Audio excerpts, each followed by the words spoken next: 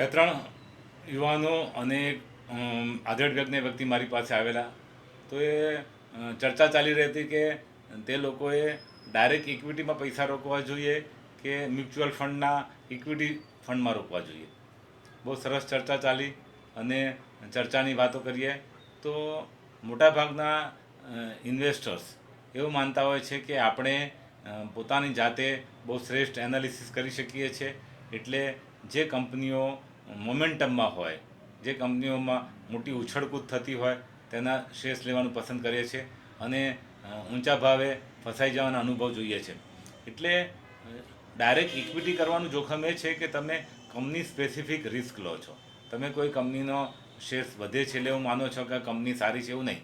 કંપનીના ફંડામેન્ટલ તમારે સ્ટડી કરવા પડે, કંપનીના બિઝનેસ મોડેલને સમજવું પડે અને એ બિઝનેસ મોડેલ જો ફેલ જાય તો તમને નુકસાન પણ થઈ શકે. કારણ કે કંપની એવા સેક્ટરમાં હોય કે જે કોમ્પિટિશનમાં હોય, એ કંપની પોતે સ્પર્ધાત્મક વાતાવરણમાં ન ટકી શકે તેવી હોય તો નુકસાન થઈ શકે છે.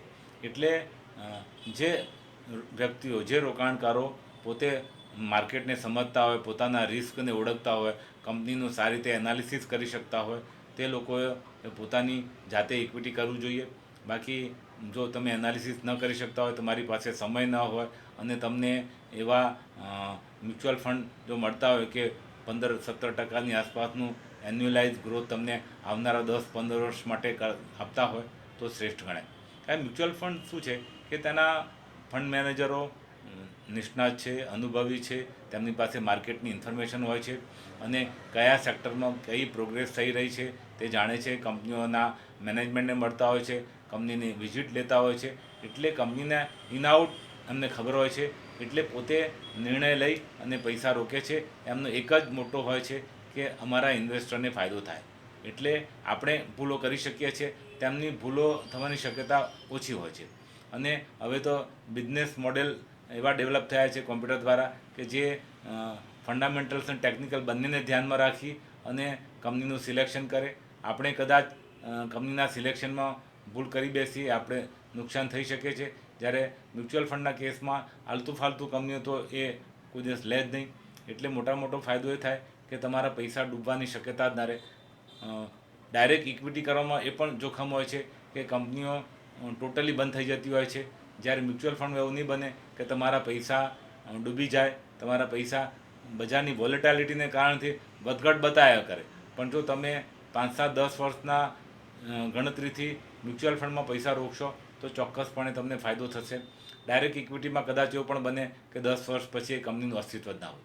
આમ મારી દૃષ્ટિએ જે લોકોને 12-15% આસપાસના રિટર્નની ગણતરી હોય, લોંગ ટર્મમાં વેલ્થ ક્રિએશનની ગણતરી હોય, તો એ લોકોએ ચોક્કસપણે મ્યુચ્યુઅલ ફંડમાં જોવું જોઈએ. સિવાય કે તમારી પાસે ક્વોલિટી મેનેજમેન્ટવાળી કંપની હોય અને તમે એને જાળી રાખવાની ગણતરી હોય વર્ષો સુધી. બાકી ટાઇટન હોય, ઇન્સન યુનિલિવર હોય કે નેસ્લે હોય જેવી કંપનીઓએ છેલ્લા 15-20 વર્ષમાં ખૂબ કમાઈ આપ્યું છે, પણ તમે સાચવી શક્યા કે નહીં એ બહુ અગત્યની વસ્તુ છે. ઘણા લોકો આવે એમ કહેતા મારી પાસે આ કંપનીના શેર્સ હતા, આટલા ભાવે વેચી નાખ્યા. જ્યારે મ્યુચ્યુઅલ ફંડ શું કરશે, એ મ્યુચ્યુઅલ ફંડ એ વેચશે નહીં. મ્યુચ્યુઅલ ફંડ દરેક ઘટાડામાં ઇન્વેસ્ટમેન્ટ કરશે અને પોર્ટફોલિયો બનાવશે. જ્યારે આપણે પોર્ટફોલિયોમાં એવું રાખી નથી શકતા, આપણી કેપેસિટી એ હોલ્ડ કરવાની પણ હોતી નથી. આમ મારી દૃષ્ટિએ મ્યુચ્યુઅલ ફંડ જ શ્રેષ્ઠ છે.